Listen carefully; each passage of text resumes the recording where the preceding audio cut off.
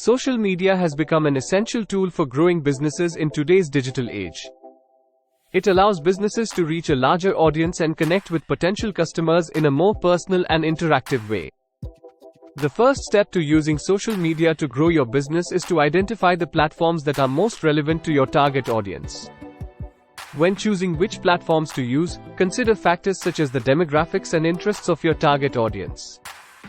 Once you have identified the platforms to focus on, create engaging and valuable content that resonates with your audience.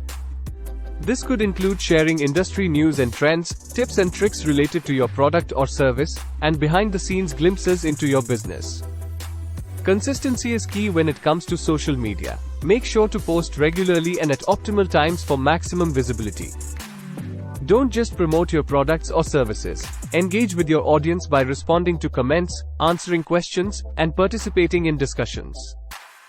Build a community around your brand by encouraging user-generated content and showcasing customer testimonials and success stories. Use social media analytics to track and measure the success of your efforts, and adjust your strategy accordingly. Thanks for watching. Follow us on Instagram and Facebook at Jigya Learning and visit www.jigya.co.in.